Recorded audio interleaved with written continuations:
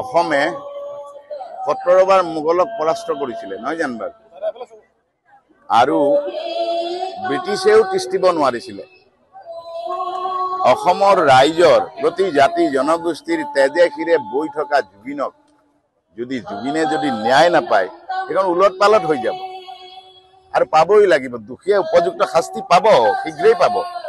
আৰু মই আশা কৰো চৰকাৰৰ বৰমুৰীয়াসকল যিসকল দায়িত্বত আছে তেওঁলোকে তাৰ ব্যৱস্থা শীঘ্ৰে ল'ব কাৰণ খাণ্ডৱ দাহন নোহোৱাৰ আগতেই ব্যৱস্থা কৰিবই তেওঁলোকেও গম পাইছে সাধাৰণ জনতাই যেতিয়া গম পাইছে আৰু ভিজুৱেল বিলাকে কৈ আছে ভিজুৱেল বিলাকে কথা কৈ আছে সবেই গম পাইছে নিশ্চয় জনতাই কিবা ষড়যন্ত্ৰৰ গন্ধ পাইছে কাৰণে কলিজাৰ মানুহজন অসময়ত হেৰাই যোৱাটোত এই জনতা ক্ষুভিত হৈছে আৰু ই সাধাৰণ ক্ষুভিত নহয় গোটেই মাটি জাগিছে ধৰিত্ৰী জাগিছে তাৰ মানে আমাৰ অসমমূলকৰ প্ৰতিজন জাগিছে বিশ্বৰ চুকে কোণে জুবিন প্ৰেমী জাগিছে কোন ৰৈ থাকিব যিকোনো কাৰণত ন্যায় দিবই লাগিব পাবই লাগিব আৰু তেওঁলোকে ব্যৱস্থা কৰিবই লাগিব হাৰি যাব নোৱাৰাটো সত্য কথা মিছা কিবা সাক্ষীবাদী লৈ পেলাইতো একো নাই গতিকে যোৱাজন গ'ল যোৱাজনে ন্যায় পোৱাটো সকলোৰে কাম্য তেখেতে নক'বলগীয়া তুমি কোৱাৰ দৰে নক'বলগীয়া কৈছে বা কিবা কৈছে সেইটো এটা তেখেত হয়তো চিন্তাত পৰিছে মোৰ অনুভৱ চিন্তাত পৰিবই কাৰণ খুব কম সময়ৰ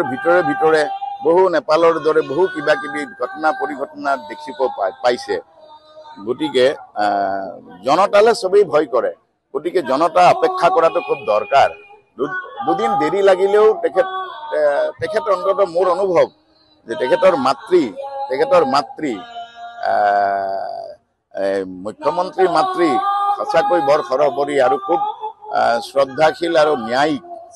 গতিকে মাকৰ সন্তান গতিকে তেখেতে অসমৰ দায়িত্ব লৈছে অসমৰ একেবাৰে কলিজাৰ বাখৰুৱা জুবিন গাৰ্গৰ দৰে ব্যক্তিজনৰ এই খুব নভবাকৈ অসময়ত হেৰাই যোৱাটো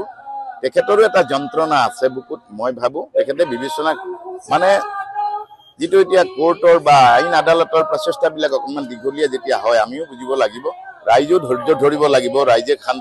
শান্তিৰে কাৰণ জুবিনে অশান্তি বিচৰা নাছিল গতিকে তেওঁৰ ন্যায়িক গোটেই কথাখিনি তেওঁ ন্যায় প্ৰাপ্তিটো শান্তিৰে হ'ব লাগিব আমি ৰাইজেও ধৈৰ্য ধৰিব লাগিব ন্যায় প্ৰাপ্তি কিন্তু শান্তিৰে আহিব লাগিব আৰু পাব জনতাই একেটাই কৰিলেহেঁতেন আৰু জনতাই ন্যায় পাবই তেজে তেজে শিৰে শিৰে বৈ থকা বিয়পি থকা সুৰ হৈ বৈ থকা সংস্কৃতিৰ সাধকসকলে ABCD যিয়ে নহওক সবেই পাব ন্যায় দিবই লাগিব এইটো সৰু কথা নহয় সৰু কথা নহয় এটা ডাঙৰ ঘটনা গতিকে ডাঙৰ ঘটনা এইটোতো খুব শিহৰিত এইটো ভাল উত্তৰ পাব জনতাই পাবই জনতা ধৈৰ্য ধৰক ময়ো অনুৰোধ কৰিছো জনতা ধৈৰ্য ধৰিব লাগিব অকমানতে একেবাৰে উত্ৰাউল হলে অশান্তি বাঢ়িব গতিকে মানে আনকন্ট্ৰল এটা ব্যৱস্থা যাতে নহয় জনতাই ধৈৰ্য ধৰক ধৈৰ্যৰ ফল সদায় মিঠা ধৈৰ্যৰ ফলহে মিঠা